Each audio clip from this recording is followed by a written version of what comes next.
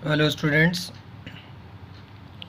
आज हम लोग परचेज़ बुक का क्वेश्चन नंबर 5 करेंगे।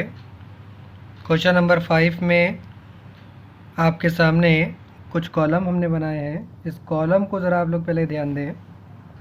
यहाँ date, particulars, invoice number, LF, details और एक अमाउंट का कॉलम हम लोग पहले बनाते थे परचेज़ बुक में, लेकिन अब कुछ कॉलम और बढ़ गए हैं। आप ध्यान से देखेंगे तो यहाँ पर डिटेल्स और अमाउंट तो पहले भी होता था। अब अमाउंट को हमने यहाँ परचेज़ अमाउंट अलग कर दिया है और टोटल अमाउंट को अलग कर दिया है। साथ ही साथ जीएसटी के 3 कॉलम अलग हैं। एक सीजीएसटी है, एक एसजीएसटी है और एक आईजीएसटी है। और क्योंकि ये परचेज़ बुक है इसलिए हमेशा जीएसटी इनपुट में रहेगा। अगर सेल्स बुक होगी तो वहाँ पर जीएसटी आउटपुट में रहेगा। और जिस व्यक्ति की हम परचेज़ बुक बनाएंगे उसका नाम और उसका स्टेट ज़रूर लिखा जाएगा। जिस स्टेट से, जिस राज्य से वो संबंधित है उस पर ध्यान रखना है। क्वेश्चन नंबर 5 आप लोग पहले ज़रा ध्यान से देख लें। यहाँ पर ये आपके सामने है क्वेश्चन नंबर 5, हिंदी और इंग्लिश दोनों में। यहाँ कहा गया है कि सुपीरियर फर्नीचर हाउस यूपी की क्रय पुस्तक यानी परचेज बुक बनानी है जिसमें जीएसटी लगाना है। सीजीएसटी है 5% और एसजीएसटी है 5%। 3 ट्रांजैक्शन है, 1 जनवरी, 7 जनवरी और 20 जनवरी। ऐसा ही कुछ इंग्लिश मीडियम में same to same. Superior furniture house UP. State का क्या संबंध है ये अभी हम आपको बताते हैं। पहले आप लोग समझ लें, अगर सवाल में जीएसटी वाला क्वेश्चन दे रखा है तो आप जीएसटी के कॉलम ज़रूर बनाना कॉपी पर। वीडियो को एंड तक देखेंगे तो वीडियो अच्छे से समझ में आएगा आपके। अब आप देखें इसमें हम 1 बाय 1 एंट्री कैसे लिखते हैं। कॉलम पे ध्यान रखने के बाद सबसे पहले डेट पे ध्यान दें। तो पहली एंट्री अंकित फर्नीचर हाउस आगरा यूपी से है। इनसे कुछ ख़रीदा गया है जो उसकी डिटेल नीचे दे रखी है। 2020 जनवरी 1 इसकी डेट है। सबसे पहले इसके कॉलम को ध्यान से आप लोग समझ लें कि कितने कॉलम यहाँ बनाए गए हैं। टोटल अमाउंट के कॉलम को मिला करके 3 जीएसटी के कॉलम है, एक टोटल अमाउंट का कॉलम है, एक परचेज़ के अमाउंट का कॉलम है, एक डिटेल्स का। इन सब में रुपीज़ का सिंबल रहेगा। एक एलएफ है, एक इनवाइस है। एलएफ में कभी भी आप लोग जानते हैं कि इस तरह के बुकिश क्वेश्चंस में एलएफ तो आपके काम का होता नहीं, लेकिन फॉर्मेट के अकॉर्डिंग बनाना है। और इनवाइस नंबर कभी कभी क्वेश्चन में दिया होता है। इससे पहले कि अगर आपने वीडियोस देखे होंगे तो हमने आपको इनवाइस नंबर लिखने का तरीका बताया था। और इसके अलावा इनवाइस नंबर जर देना कंपलसरी नहीं, कभी कभी दिया जाता है, कभी कभी नहीं भी दिया जाता है। डेट पर्टिकुलर्स तो हर बार आप लिखेंगे। पहली एंट्री से शुरुआत करते हैं हम लोग। यहाँ पर ईयर दे रखा है 2020 और सबसे पहली एंट्री की डेट है जनवरी 1। और जिससे ख़रीदा उसका नाम लिखेंगे। मार्जिन को यहाँ पर आप इग्नोर करें। कॉपी में मार्जिन वगैरह आप वो कोशिश करें कि कॉपी में मार्जिन अगर है तो इग्नोर करें, वरना बिना मार्जिन वाली कॉपी ले लें तो ज़्यादा बेटर रहेगा आपके लिए। अंकित फर्नीचर, अंकित furniture house Agra UP.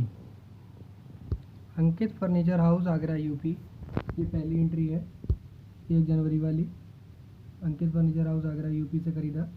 100 chairs 2000 पर chair, 150 tables at the rate ₹5000 पर टेबल।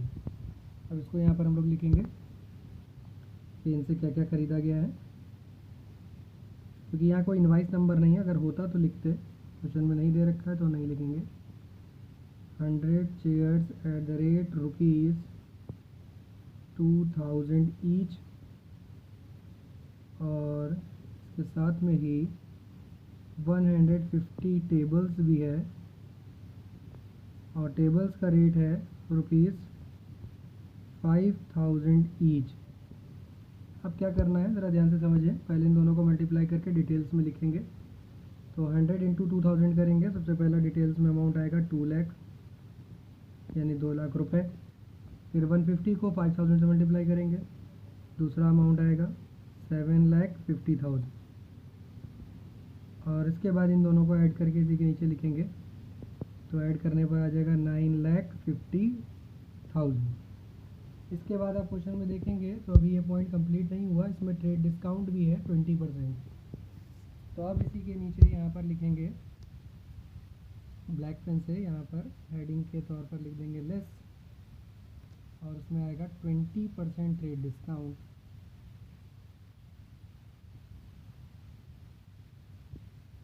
20% ट्रेड डिस्काउंट आपको लिखना है। 9,50,000 का 20% कैलकुलेट करेंगे और इसी के नीचे लिखेंगे। तो इसका 20% आएगा 9,50,000 का 1,90,000। अब इसमें से 950 में से 190 लेस कर देंगे तो आएगा 760, यानी 7,60,000 रुपये, 7,60,000। इसके बाद आपको ऐड करना होगा। अब आएगी जीएसटी की बात। अभी तक तो इतनी एंट्री आपके पास वही है जो आपने पिछले क्वेश्चंस में देखी हैं, अभी तक कुछ नया नहीं था। जो जीएसटी वाला पॉइंट है वो अब आया है ऐड में। अब यहाँ पर जीएसटी आएगा अलग अलग। एक होगा CGST @5% और एक होगा SGST @5%। दोनों अलग अलग। क्वेश्चन में सबसे पहले ही आप यहाँ देख सकते हैं, क्वेश्चन की सबसे पहली लाइन में यह बात बताई गई थी कि जीएसटी यहाँ पर 5% CGST और 5% SGST और IGST भी होता है। IGST कब लगता है अभी क्वेश्चन में आगे हम आपको बताएंगे। पहले यहाँ पर 5% की बात कर लें। 7,60,000 का 5% निकालेंगे। 7,60,000 का 5% कैलकुलेट करेंगे तो आएगा 38,000। दो बार लिखेंगे 38,000 हम लोग, 38 और 38। उसके बाद ऐड कर लेंगे, यहाँ पर बॉक्स बनाकर इन तीनों अमाउंट को ऐड कर लेंगे तो टोटल आ जाएगा 8,36,000। इस तरह से आफ्टर डेट जब आप ये एक एंट्री कंप्लीट कर लेंगे तो उसके बाद अमाउंट्स इधर भरने होंगे। वो कैसे लिखे जाएंगे ध्यान से समझिए आप लोग। इस लाइन के सामने अमाउंट भरे जाएंगे इन सारे बॉक्सेस में। तो 8,36,000 के पास जो परचेज अमाउंट वाला बॉक्स है इसमें लिखा जाएगा डिस्काउंट के बाद जो अमाउंट आया था, यानी 7,60,000 जीएसटी से पहले। उसके बाद CGST वाले बॉक्स में जाएगा 38,000, SGST वाले बॉक्स में जाएगा भी 38,000 और IGST में कुछ नहीं, वो खाली रहेगा। और इन तीनों का जो टोटल आया था वो 8,36,000 इस तरह से यहाँ पर लिखा जाएगा। अब आपकी एक एंट्री पूरी कंप्लीट हो गई। 1 जनवरी वाली एंट्री पूरी कंप्लीट है। अब इतना लिख लेने के बाद आई होप कि आप लोगों को समझ में आ रहा होगा। नेक्स्ट एंट्री देखेंगे आप लोग तो 7 जनवरी वाली एंट्री है जिसमें बोला गया purchase from Vishal furniture house Kanpur UP on cash. Hindi में देख सकते हैं, विशाल फर्नीचर हाउस कानपुर यूपी से नगद माल खरीदा। हम आप लोगों को पहले भी ये चीज़ समझा चुके हैं, फिर से बता रहे हैं कि कभी भी कोई कैश एंट्री आप यहाँ नहीं लिख सकते।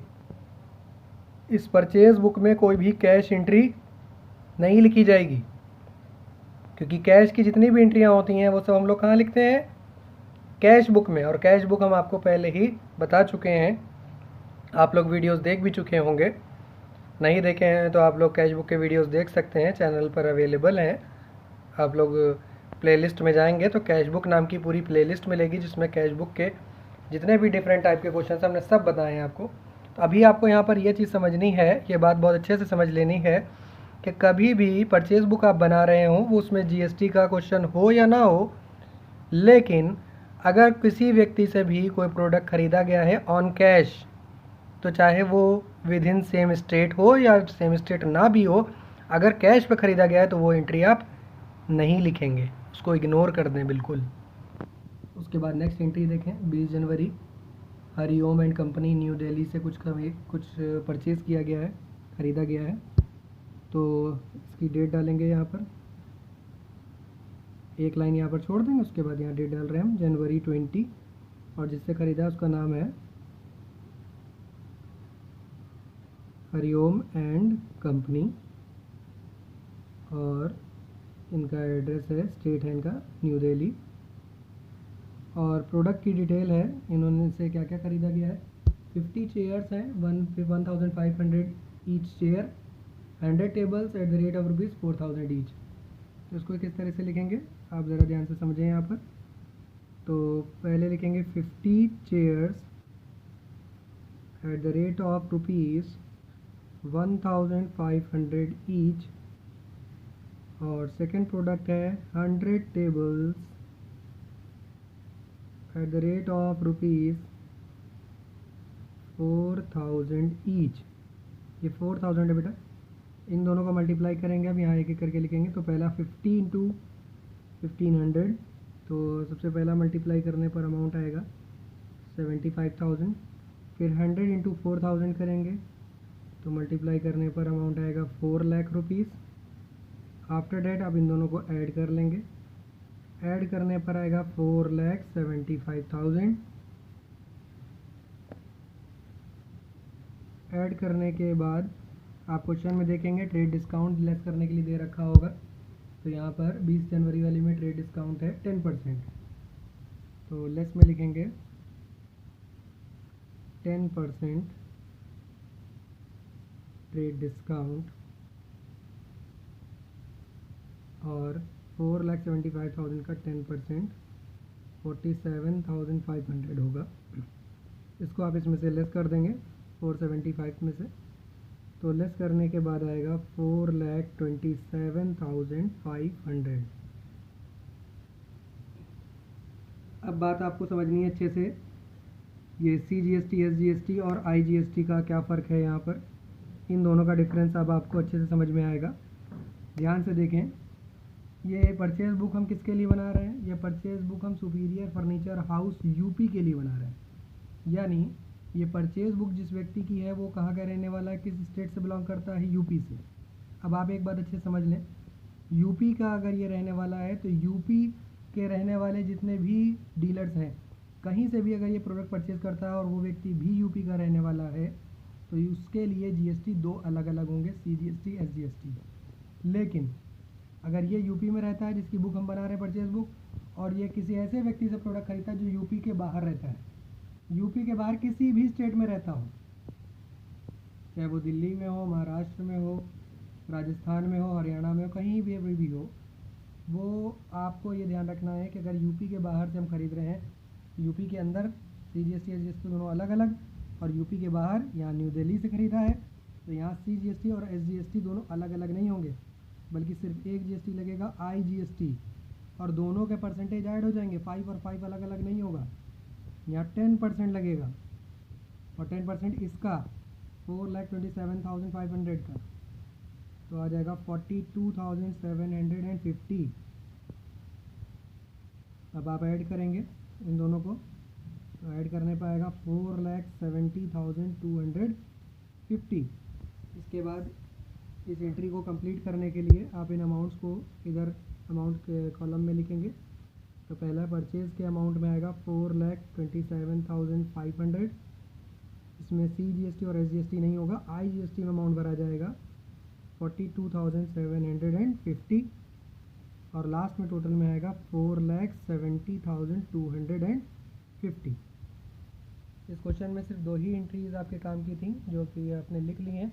अब इसके बाद इसको सिर्फ टोटल करना है और ये क्वेश्चन कंप्लीट हो जाएगा। टोटल कहाँ करेंगे, जहाँ तक आपने एंट्री लिख ली इसके बाद एक लाइन यहाँ पर गैप छोड़ेंगे और इसके नीचे यहाँ पर टोटल करके लिखेंगे। टोटल कितने बॉक्सेस में होगा, टोटल होगा यहाँ से लेकर यहाँ तक, परचेज़ के कॉलम से लेकर परचेज़ अमाउंट के लाइन का टोटल होगा, और तीनों GST का टोटल होगा, और लास्ट में टोटल अमाउंट का होगा।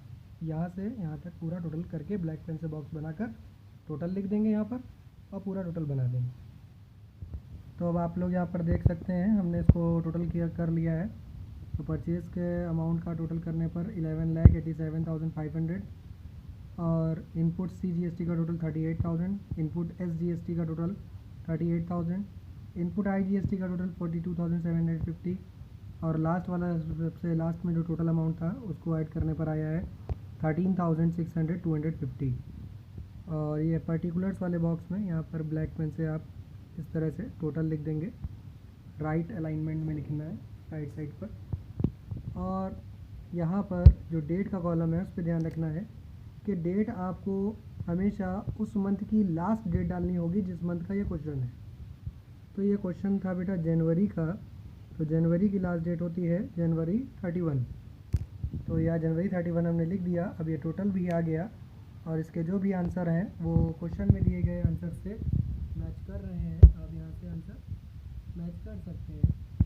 आई होप कि आप लोगों को ये पूरा का पूरा क्वेश्चन अच्छे से समझ में आया होगा।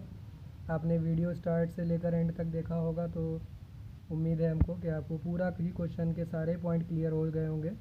CGST और SGST और IGST भी क्लियर हो गया होगा। अगर वीडियो आप लोगों को अच्छा लगा हो तो वीडियो को लाइक करें, चैनल को सब्सक्राइब करें, बेल आइकन को प्रेस करें। Thank you.